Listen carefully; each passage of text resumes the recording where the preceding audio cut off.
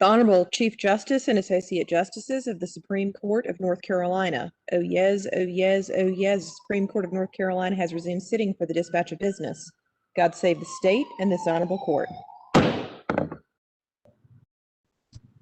morning. The next case is State versus Allen, and we'll hear from the appellant. Good morning, Mr. Chief Justice, and may it please the court. Nick Broad for the state. I'd like to reserve 5 minutes for rebuttal. Trial judges are in the best position to decide whether to hold a hearing on a defendant's competency. They see defendants face to face, hear them talk, observe their body language, watch their demeanor, and assess their credibility. Appellate courts, by contrast, are limited to reviewing a cold record, often years after the trial at issue. The trial judge's better view of defendant's competency should decide this case. It is why an appellate court should apply the abuse of discretion standard, and it is why the Court of Appeals below erred in holding that the trial judge here should have conducted an additional hearing on the defendant's competency immediately before the trial started. Specifically, the decision below should be reversed for 2 main reasons. First, the Court of Appeals erred by holding that the trial court should not have let 6 months pass between the final pretrial competency hearing and the trial. The pretrial competency hearing established that the defendant was competent to be tried. Nothing came into the record over the 6 months between that pretrial hearing and the trial to call that conclusion into doubt. The Court of Appeals instead relied on its own intuition about how the defendant's competency might have deteriorated between the pretrial hearing and the trial, but there was no actual record evidence to support that conclusion. The trial judge here therefore acted within his discretion by relying on the most recent evidence in the record showing that mental health treatment and care successfully restored the defendant's competency. Second, the Court of Appeals also erred by relying on post-trial evidence to second-guess the trial judge's decision not to hold a competency hearing immediately before the trial started. When the trial judge declined to hold another hearing on the defendant's competency at the start of the trial judge could only rely on the evidence that was in the record at that time. The post-trial evidence that the Court of Appeals discussed was, by definition, unavailable to the trial judge when the trial started. As a result, the Court of Appeals should not have relied on post-trial evidence to decide the issue in this case, whether the trial judge should have held a hearing at the start of the trial. Even considering the post-trial evidence, however, does not show that the trial judge needed to hold another competency hearing. As Judge Dillon explained in his dissent below, Mr.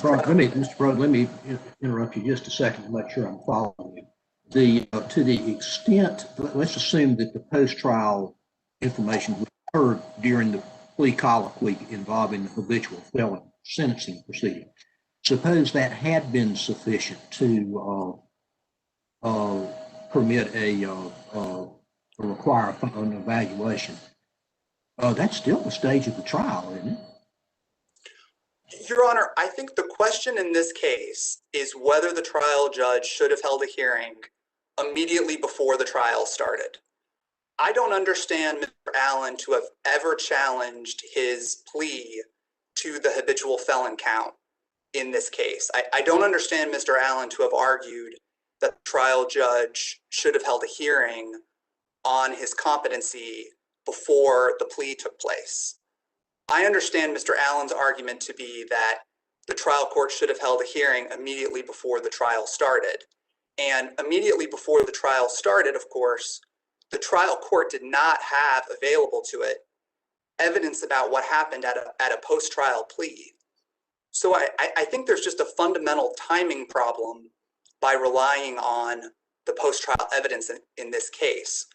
The trial judge can only rely on the evidence that is before the record, before the trial judge at that time.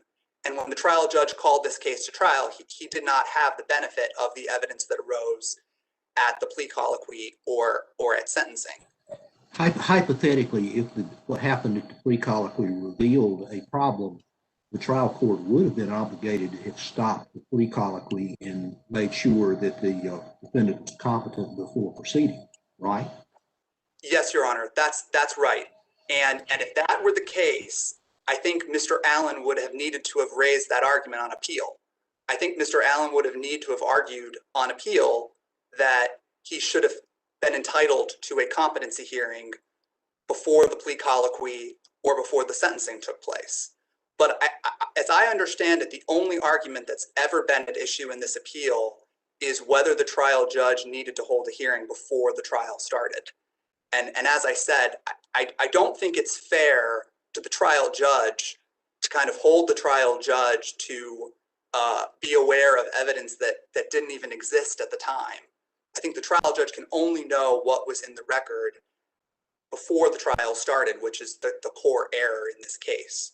So I think it's just a threshold matter, the post-trial evidence that the Court of Appeals relied on here is not relevant, at least as far as it concerns the issues that Mr. Allen has raised in this case.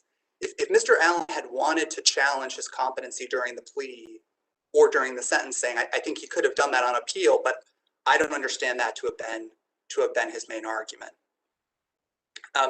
If I could, I would like to take us back to what I think is sort of a threshold issue in this case, which is the standard of review.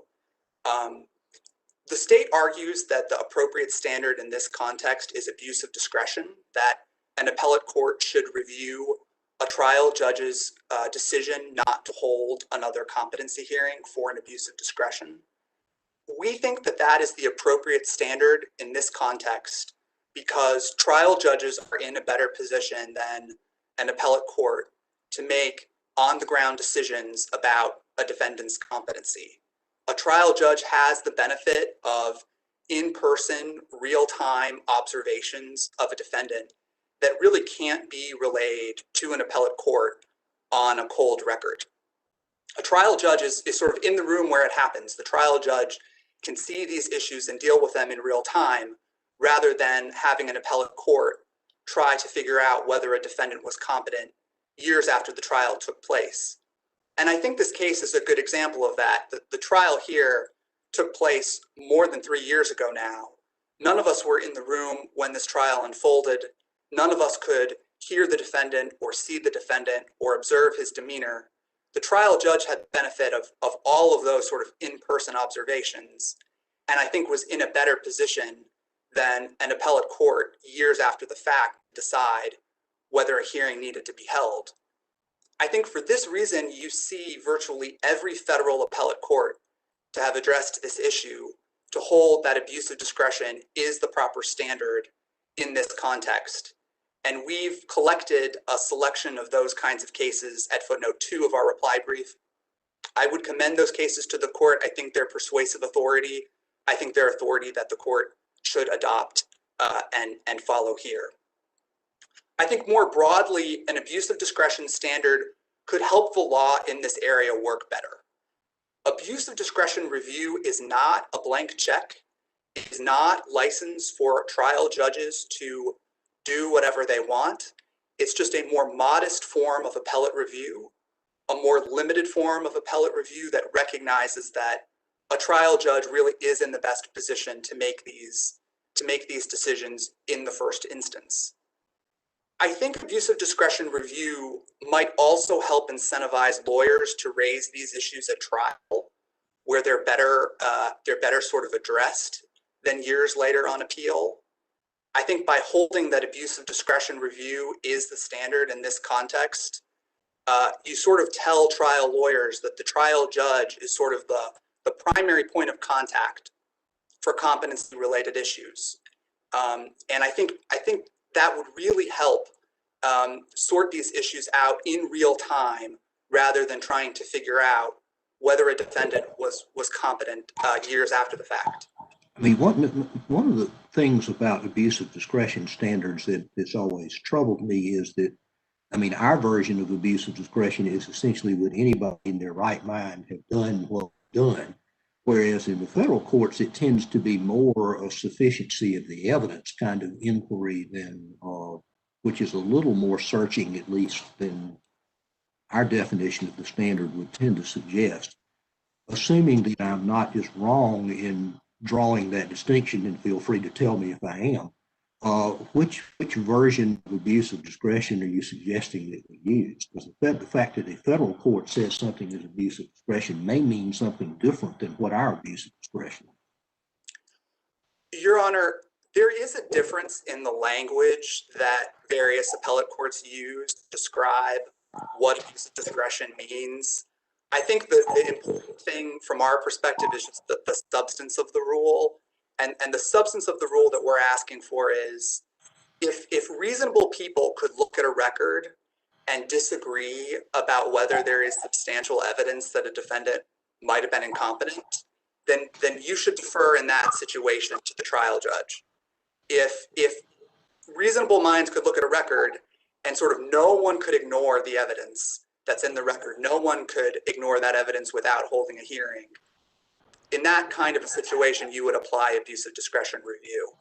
So I think that's the substance of the rule we're asking for. I realize that the federal courts apply or describe abuse of discretion review in a slightly different way than this court does. And I'm not sure that there's a meaningful difference in the way they describe the standard. But to the extent there is a difference, I think my position would be the way that the federal cases describe this area of the law is the appropriate way to kind of think about what constitutes an abuse of discretion. That is to say, let me jump in for just a second. Sure. As I understand, the defendant's argument is that that the trial court's obligation is a due process issue, and that the courts have repeatedly held that compliance with due process is reviewed de novo, and cite some cases for that proposition. What's wrong with that approach? Your Honor, a couple of points on that. I think the cases that Mr. Allen has cited for the proposition that due process questions are reviewed de novo concern motions for continuance. And I think competency-related issues are different in the sense that trial judges, I think, are uniquely situated to address competency issues because they involve, in a way that I don't think a motion for a continuance does, questions about observing a defendant, watching a defendant in real time, hearing the defendant, assessing the defendant's demeanor. And so I think competency is just differently situated from motions for continuances in that respect. I think it might also be helpful just to say that, the decision whether to hold a competency hearing is the kind of procedural decision that I think ordinarily receives abuse of discretion review. I mean, trial judges make sort of innumerable procedural decisions over a course of a trial. And typically, this court holds that those types of decisions perceive some kind of deferential standard, whether you want to call it abuse of discretion review or something more searching. So I don't think that... Well, you're not contending, are you? I don't think that whether the defendant is competent to proceed to trial is just a matter of procedure, are you? No, Your Honor. The question of whether a defendant is in fact incompetent is a question of substantive constitutional law. There's no question about that. I think this case raises a procedural question that kind of comes before the question of whether the defendant is in fact incompetent. It's a question about, should a trial court implement a specific procedure, a hearing, in order to figure out whether a defendant is competent. And I think that is the procedural aspect to this case. If a trial judge does decide to hold a hearing of that kind, I think then you're dealing with just a sort of a classic question of substantive constitutional law, and the ordinary standards of review would apply. I think my argument is that on this sort of this threshold procedural question, abuse of discretion really is the proper standard in that context. Unless there are further questions on the standard of review, I'm happy to move to the merits. Well, I do want to follow up on something you just said, because I understood you to be arguing that abuse of discretion is appropriate because the trial judge is the one who observes the defendant. But then you are saying that actually whether or not he is in fact competent isn't the issue. It's whether this procedure should be followed. And so it seems to me then, on the question of whether the procedure should be followed, it seems to me reviewing all of the information that was available to the trial judge at the time is appropriately a function of a court, a reviewing court. Your Honor, I think that the question of whether a trial judge should implement this procedure turns on whether a trial judge has a genuine doubt about the defendant's competency based on not only the historical facts that are in the record, but also based on the trial judge's ability to see and perceive and observe the defendant. So I don't think this is the kind of question where you're just thinking about kind of historical facts and whether a trial judge is complying with a specific procedure. I think it's a procedural question that implicates the trial judge's ability to see and hear and observe the defendant in order to know sort of when is the right moment to hold a hearing like this. And do you think it's possible that the extent to which the actual observing of courtroom behavior matters to the question of whether or not the procedure should be followed can differ depending on the nature of the defendant's condition? Your Honor, I think maybe the ability of the trial court to perceive what's happening and benefit from its in-person observations of the defendant might be stronger in some cases than in others. I would concede that. And I think that's a factor that you could think about in deciding whether a trial judge abused its discretion. I think it would be appropriate to say something along the lines of, when a question like this arises and the trial judge can really benefit from in-person observations, that might merit a little bit more deference. Whereas when the question involves, more questions of like historical fact and does not implicate quite as strongly the trial judge's ability to perceive what's going on, then perhaps deference is maybe not quite as merited in that circumstance.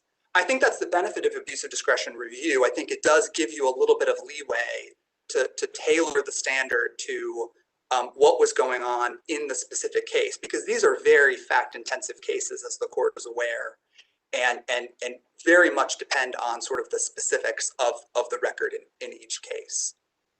Well, and I think I was actually suggesting a difference that's more, again, very fact-specific, but more actually relating to the nature of the condition that is rendering the defendant incompetent.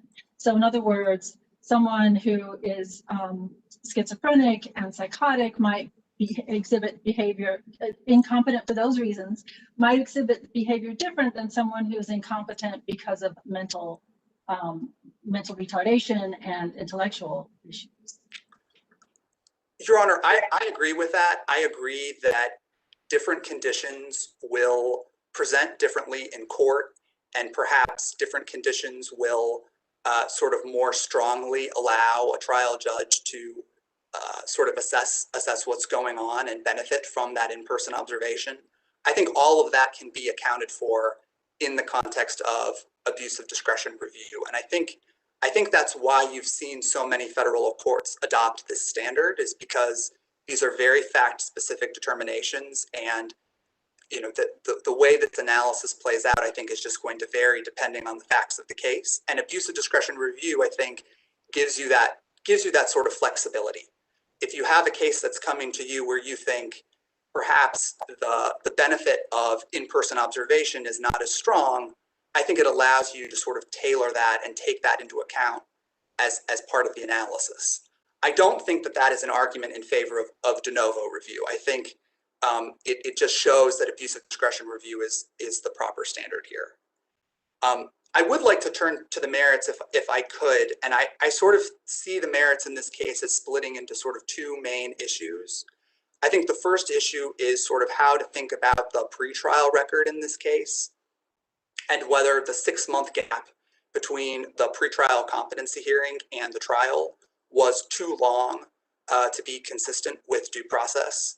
I think the second main issue goes to what I was discussing earlier with Justice Ervin, which is sort of what do you do about the fact that the Court of Appeals relied, at least in part, on post-trial evidence to assess this question of whether the defendant should have had a hearing before the trial started. I'll start with the pretrial record, and I think it might be helpful to start with just an acknowledgement, which is that I don't think there's any question that Mr. Allen could not have been tried consistent with due process in late 2016 and early 2017. I don't think you need a medical degree to read the early reports in this record and conclude that the defendant was not competent to be tried, that the defendant did need access to mental health treatment and care. I think the defendant did receive the access to care that he needed. And as a result, the facts in this case changed. The defendant received inpatient care at a psychiatric facility. And the most recent report in the record, and this is at record page 40 to 44, it's a June 2017 competency evaluation. The most recent report in the record stated that the defendant was competent despite his intellectual disability. The most recent report diagnosed the defendant with an intellectual disability and substance abuse disorder that was in remission. And this is at page 43 of the record. The pretrial report also stated that the defendant's condition had improved from what was sort of previously thought. That pretrial report was then confirmed at an August 2017 pretrial competency hearing. And at that hearing, the trial court, the defense attorney, the defendant, and the state were all on the same page that the defendant was competent to be tried. The defense attorney told the trial court, and this is at page 4 of the pretrial hearing, that he did not see anything in the June 2017 report that he could disagree with. But he did seem to me, Mr. Crowe, to be pretty equivocal on what he thought. I mean, I've looked at the portions of his statements. It's hard for me to get a definitive position out of his statement one way or the other. Is that wrong? Your Honor, I agree that in the early pages of that transcript, he is equivocal. I think he is not equivocal on page 4 of the transcript, and it's the last sentence of the first full paragraph of page 4 of the transcript. The judge had asked the defense attorney, point me to something specific in the report that you disagree with. And the defense attorney told the trial court, and I'm lightly paraphrasing here, the defense attorney said, there's nothing specific in the report I can disagree with because I've seen an improvement in my client's condition. And I think ultimately, I interpreted his statement to be, in effect, I know what the report says. I'm not qualified really to contradict it, but I'm not sure I agree with it either. Is that a fair understanding of his ultimate position? Your Honor, I don't think it's a fair understanding of his ultimate position. I agree that there is language in the pretrial hearing to that effect. But as I said, I think the bottom line from the defense attorney coming out of that pretrial hearing is that he does not dispute or can't find anything that he disputes in the most recent report. And I think it was within the trial court's discretion to rely on kind of that bottom line conclusion. I think in some sense, the equivocating of the defense attorney early on at this hearing actually supports my argument a bit, because it shows that the defense attorney here was very familiar with this defendant, was very familiar with his mental health conditions, and knew how to articulate concerns about the defendant's mental health to the trial court. And yet, after the August 2017 pretrial hearing, there is not one word in this record where the trial attorney in this case raised any concern about the defendant's ability to understand what was going on. I mean, I think all the defense attorney in this case would have needed to do was to tell the trial court on the first day of the trial proceedings that he had a concern about his client's competency. But he didn't. There's nothing in the record. The record is just radio silent on any additional concerns about the defendant's competency that would be brought to the attention of the trial judge by the defense attorney. Is that what, in your view, differentiates this case from Holler's? Yes, Your Honor. Yes, that is the core difference between this case and Holler's, and I think this is a critical difference. In Holler's, someone spoke up.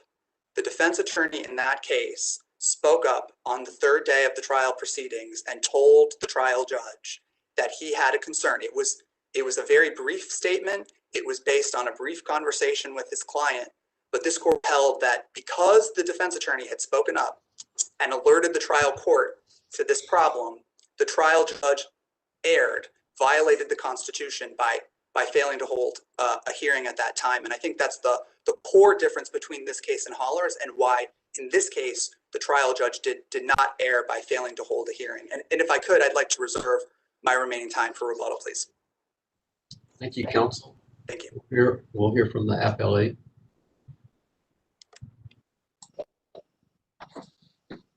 May it please the court?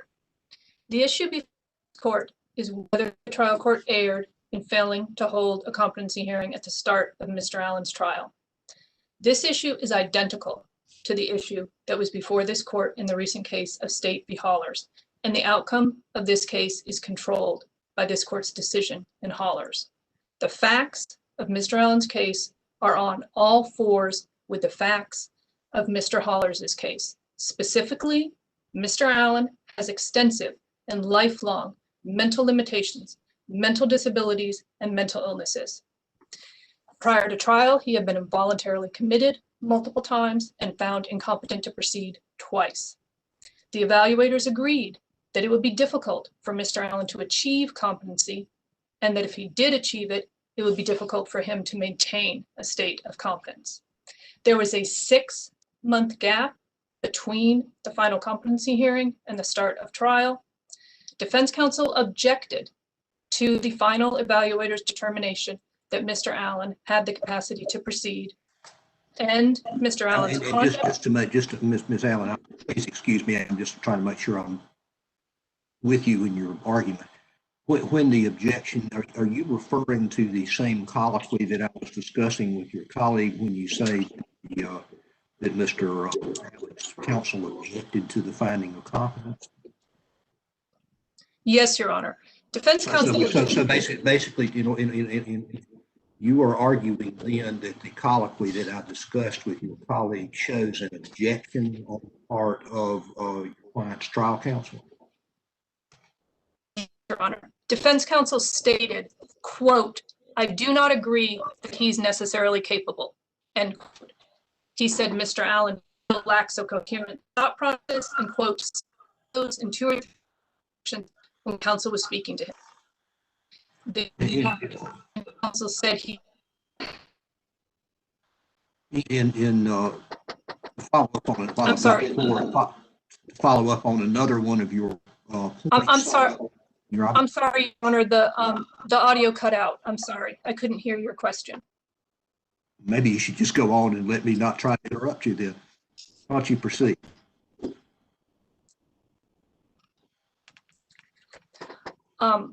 Defense counsel said, quote, "I still have some questions in my mind," end quote, regarding Mr. Allen's competency, and that he did not agree that Mr. Allen was necessarily capable of proceeding.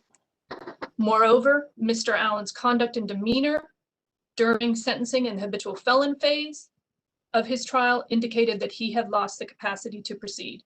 When this court was faced with similar facts in State v. Holler's, this court held that those factors constituted substantial evidence indicating that the defendant may have lacked the capacity to stand trial, and accordingly, the trial court was required to hold a competency hearing prior to the start of trial. The same outcome is required in Mr. Allen's case. In its arguments to this court, the state asserts that the standard of review should be abuse of discretion. The standard of review is de novo, and the state's argument on this matter misunderstands the law. There are two different questions, two different proceedings, and two different standards of review insofar as it concerns competency matters. The first question is whether the defendant is entitled to a competency hearing in the first place. The second question is, if a competency hearing is held, did the trial court correctly determine that the defendant has the capacity to stand trial? The question before this court in Mr. Allen's case is question number one. Was Mr. Allen entitled to a competency hearing? Whether a defendant is entitled to a competency hearing is a constitutional question that is reviewed de novo. Whether at such a competency hearing, a trial court correctly concludes that the defendant has the capacity to proceed, that is reviewed for an abuse of discretion. And we know that from this court's recent decisions in Sides and in Hollers. In both Hollers and in Sides, this court held that a trial court is constitutionally, quote, required to hold an inquiry into the competency of the defendant, end quote, if there is any reason to doubt the accused's capacity. Required is mandatory. It does not involve the exercise of discretion. If a trial court's actions do not rest on discretion, they cannot possibly be reviewed for an abuse of discretion. Is there any basis for assuming that the trial court's determination as to whether a competency hearing should be convened would be affected by demeanor evidence? That is, you mean the defendant's demeanor? Yes. Absolutely. That is one of the factors. I believe that I cite to that in my laundry list of factors in my brief. That absolutely is one of the factors, but it is just one of the factors. And as this court has stated in Hollers, the trial court looks at all the evidence in the aggregate to determine if there is substantial evidence. Well, do you make the determination as to whether there is substantial evidence by simply looking at the evidence, seeing if it's sufficient to support a finding of incompetence if you take it to in the light most favorable to the defendant? Is that the kind of inquiry that you're suggesting? Your Honor, again, there's two steps to the competency process.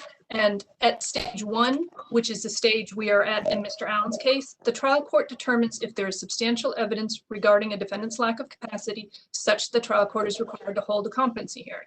The trial court does not resolve the ultimate question. Well, that's what I'm trying. I mean, I understand what you say the standard is. What I'm trying to figure out is how would we apply it in a particular set of circumstances. I mean, would you apply the test that you're describing for phase one of the inquiry by simply looking at the totality of the evidence and seeing whether in the event that you construed it in the light most favorable to the defendant, there would be a basis for finding a lack of competence? Is that what the trial court is supposed to do? No, Your Honor, it's not whether there's a basis to finding a lack of competence. It's whether the defendant is entitled to a competency hearing at that point. That's what I'm having trouble understanding what you're suggesting that we do. How do we make that decision? How do you make that? I mean, how do we review a trial court's decision? Do we look to see if there's enough evidence from which a trial court could have determined that there was a competency problem? Your Honor, that was addressed by this court's decision in Sides, when this court in Sides stated that this court concluded that the record contained substantial evidence of Ms. Sides' lack of capacity so as to require the trial court to sua sponte hold a competency hearing. This court stated, quote, that decision is based on our consideration of all the evidence in the record when viewed in its totality, end quote.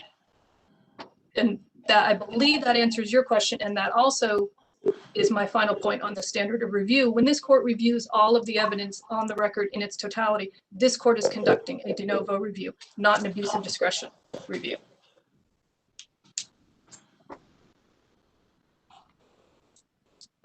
Turning to the state's argument that Mr. Allen's competency remained stable in the 6 months prior to trial. Again, that issue was resolved by this court's recent decision in Hollers, and the outcome of this case is controlled by this court's decision in Hollers. Mr. Allen, like Mr. Hollers, has extensive mental limitations. He is profoundly intellectually disabled and mentally ill. Let me interrupt you again just to go to a point that I discussed with your colleague. I asked how he distinguished Hollers from this case, and he to the statement of Mr. Holler's trial counsel during the trial. There's nothing like that happened in this case, as I understand the record. Is that wrong? No, Your Honor, that is correct. And that is not fatal to the claim. So Defense your counsel- view is then that even if the Hollers would have come out the same way, even if the attorney had not raised the issue about the client not understanding what was happening on the third day of trial? Well, I can't speak for how Hollers would have come out without. Is it your understanding, based on what you've read so far, that it would come out the same way? Maybe that's a fair way to ask the question. It's my position that Hollers should have come out the same way. Okay. Defense counsel's statements to the trial court regarding a defendant's competency, defense counsel's objections to a defendant's competency or a lack thereof are certainly an important part of the totality of the circumstances that the court looks at, but it is only one factor. The Constitution puts the burden upon the trial court. And as this court stated in Hollers, it is a trial court that has a continuing duty to remain on guard over a defendant's capacity, especially with defendants who, like Mr. Allen, have lengthy histories of mental deficits, previous findings of incompetency, and evaluations from qualified examiners warning of the fragile nature of their competency. Defense counsel's statements and objections are important. Ultimately, the Constitution places the burden on the trial court, irrespective of defense counsel's objections, statements, or lack thereof. Again, returning to the state's argument that Mr. Allen's competency remains stable in the 6 months between the final competency hearing and the start of trial. Again, Mr. Allen, like Mr. Hollers, has extensive mental limitations. Particularly, Mr. Allen has such profound deficits in his fund of knowledge that when he is incompetent, he has almost no understanding of the legal system. Mr. Allen had been involuntarily committed prior to trial multiple times and had been found incompetent twice. Because of those factors, his competency status is extremely tenuous. The evaluating doctors concluded he may never attain competency and said if he did attain it, he might not be able to maintain it for long. In order to maintain his competency, he needed to stay on his meds. He needed to have consistent, repeated instruction in a controlled environment, yet he was released to the community 8 months prior to the start of trial. Those are exactly the sort of factors which this court in Hollers found constituted substantial evidence regarding Mr. Hollers' lack of capacity, such the trial court was required to sua sponte hold a competency hearing. The same outcome is dictated here. Moreover, there does not have to be new or different evidence that arose since the time of the last competency hearing. As this court noted in Hollers, the relevant period of time for judging a defendant's competency to stand trial is at the time of trial.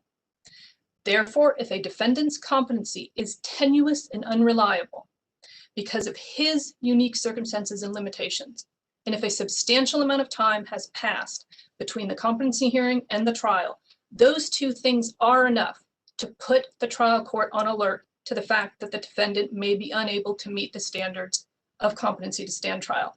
However, to the extent that there does need to be new evidence, the substantial passage of time in this case between the competency hearing and the start of trial is the new evidence given Mr. Allen's multitude of mental limitations. So again, just to make sure I'm following you, Ms. Allen, are you saying basically that in any case in which a defendant has a substantial history of mental or intellectual difficulties, that regardless of what a trial court may or may not have done 6 months before trial, that history and that history alone require that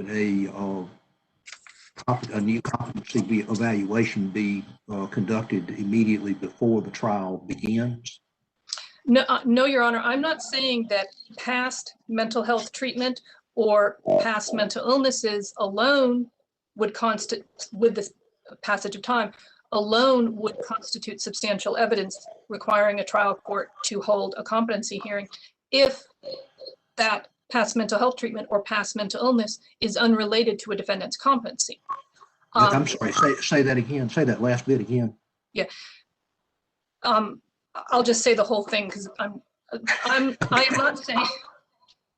not saying that a defendant's past mental health treatment or a defendant's history of intellectual or mental illnesses constitutes substantial evidence such that a trial court would be required to hold a competency hearing at the start of trial if that past mental health treatment and if that past mental illness is unrelated to a defendant's competency. But that's not the case here. Mr. Allen has lifelong intellectual disabilities, lifelong mental illnesses. These are conditions that have plagued him for his entire life, and they will continue to do so. He has received lifelong treatment for these conditions.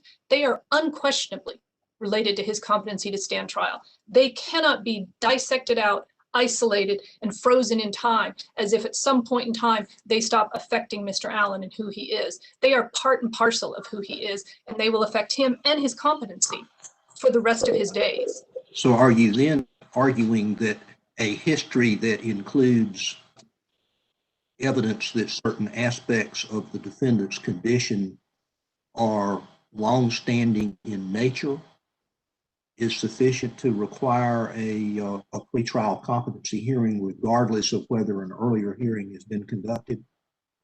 I am arguing that when there is a history such as Mr. Allen's history, that is sufficient to require the trial court to hold a competency hearing. I'm not speaking about other hypothetical potential defendants. Just a quick follow-up on that. You're saying that that history combined with the passage of substantial amount of time. I know where do you determine what's a substantial passage of time? Your Honor, how long is that? I certainly believe that in Mr. Allen's case, it was 6 months. I believe that's a substantial amount of time. In Haller's, it was 4 months, and this court found that to be a substantial amount of time. I would say at least 4 to 6 months. Okay, thanks. Regarding the state's argument that the Court of Appeals relied on post-trial evidence, or that there was no way for the trial court to know what was going to happen in the future, so he couldn't at the outset of trial hold a competency hearing based on things that were going to happen later at the end of trial. That's just much ado about nothing. This matter was resolved by this court's decisions in Haller's and in Sides, when this court stated that the task before this court is to determine if there was sufficient evidence before the trial court to require it to hold a competency hearing. That question is resolved by reviewing all of the evidence in the case in the aggregate to determine if there was substantial. Ms. Allen, I'm sorry, if I can ask you about that, what evidence was available to the trial court pre-trial so that it could make that determination? Absolutely. The evidence that was available to the trial court is Mr. Allen's lengthy, profound, immutable intellectual disabilities and mental illnesses, his severe memory deficits, his inability to learn and retain information, his deficits in his fund of knowledge that when incompetent means he has no understanding of the legal system, his multiple involuntary commitments, the previous findings of incompetency, the examiner's agreement that his ability to achieve and maintain competency is fragile and fleeting. Those factors are on all fours with the factors in Haller's when this court found that historical pretrial evidence sufficient to constitute substantial evidence requiring the trial court to hold a competency hearing at the start of trial. And Ms. Allen, you did not mention the colloquy that occurred at sentencing. How could a trial court know pre-trial without any other evidence other than what you've mentioned that this colloquy would have occurred? Well, obviously, of course, the trial court can't know what's going to happen in the future. In Mr. Allen's case, the pretrial evidence was sufficient to constitute substantial evidence indicating that Mr. Allen lacked the capacity to stand trial. His statements during guilty plea and sentencing just reinforce the evidence of that lack of capacity. Well, Those- I'm sorry, Ms. Allen, isn't your argument then that the trial court, based on Hollers, that the trial court should have conducted a capacity evaluation or a competency evaluation during the colloquy and not pretrial? No, no, Your Honor. My argument is that based on the pretrial evidence, the trial court, that was sufficient to constitute substantial evidence indicating that Mr. Allen lacked the capacity to stand trial, such the trial court should have, at the outset of trial, conducted a colloquy. His statements during guilty plea and sentencing just reinforced that evidence of the lack of capacity. And yes, at that point, the trial court should have conducted an additional colloquy. If we are going to look at the totality of the evidence, how far post-trial are we to consider that evidence? Do you mean after, how far after trial? Yes. Yeah, not at all. None of the state in its arguments here characterizes Mr. Allen's statements during the habitual felon phase and the sentencing phase of his trial as post-trial. That's not post-trial. Trial begins when the case is called and it ends with the entry of judgment and commitment. Mr. Allen's statements during the habitual felon phase and during his sentencing most certainly occurred during trial. That's not post-trial. And if a defendant is incompetent for any portion of his trial, for 5 minutes during any portion of his trial, a due process violation has occurred and this court must remand.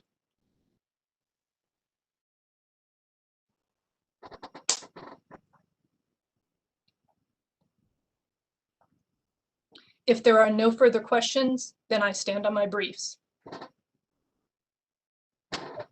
Thank you, counsel. Rebuttal. Thank you, Mr. Chief Justice. I'd like to start with Hollers and just reiterate what I told Justice Ervin about that case. I think the key difference between this case and this court's recent decision in Hollers is that in Hollers, someone spoke up. In this case and in Hollers, there was a pretrial hearing where everyone was on the same page that the defendant was competent. And in this case, as in Hollers, there was a gap of time. There was 4 months in Hollers, 6 months here between the pretrial hearing and the start of the trial. The key difference in the fact pattern is that in Hollers, the defense attorney spoke and raised a concern. It was not a formal request for a hearing. It was not a formal objection, but the defense attorney, who was in the best position to know what was going on with his client, raised a concern, and that did not happen here. And I think that's the key difference between this case and Hollers. Can I ask you about a different aspect of the difference between these two cases? Because we have been saying all along, this is an intensely fact-specific, individual to this defendant, the nature of the illness or disability or deficit that makes him not competent. And as I read the psychiatric reports or the evaluators, the forensic psychiatrist reports in this case, it does seem to me that this defendant had a very different type of disability than Mr. Hollers, and that here this was really an intellectual, his ability to learn and retain what he learned was, very, very low, and that there were indications in the reports of his competency that was going to continue. So isn't that a difference between this case and Hollers that we can also take into account? Your Honor, I think that is a difference between this case and Hollers, although I think the difference maybe does circle back to this question of whether the defense attorney said something during the trial. I think given the nature of the defendant's intellectual disability in this case, the defense attorney really was in the best position to know whether there was a concern about the defendant's ability to assist the lawyer or understand what was going on. I mean, this attorney had represented the defendant in the past, clearly showed at the pretrial hearing that he was very familiar with the defendant's intellectual disability. And I think if there was a concern about the defendant's competency that couldn't be readily observed by the trial judge, it really fell to the defense attorney in this case to have just said anything about the defendant's competency and ability to understand the proceedings. I also don't want to leave the court with the impression that the trial judge here just ignored the evidence of the defendant's intellectual disability. The trial judge in this case did account for that evidence. He just accounted for it by reducing the sentence in this case. The trial judge said that the evidence of the defendant's intellectual disability reduced his culpability for this crime and therefore reduced the sentence as a result. And I think that was an appropriate way to account for the evidence of intellectual disability in this case, given that Mr. Allen's attorney didn't say anything throughout the course of the trial proceedings to alert the trial judge that there was something about the defendant, at that moment in time that prevented him from understanding what was going on. There's no question that a judge has a sua sponte obligation to hold a competency hearing, but the judge only has that obligation when the record raises a genuine doubt, and the record is the responsibility of the parties. And I think the defense attorney in this case needed to make some kind of a record, even with a brief statement, to indicate to the court that he had concerns about his client's competency during the trial. And with that, Mr. Chief Justice, I respectfully request the court reverse. Thank you. Thank you, counsel. Madam Clerk, if you would sound the gavel and note a 45-minute recess. Oh yes, oh yes, oh yes. The Supreme Court of North Carolina will be in recess for 45 minutes. God save the state and this honorable court.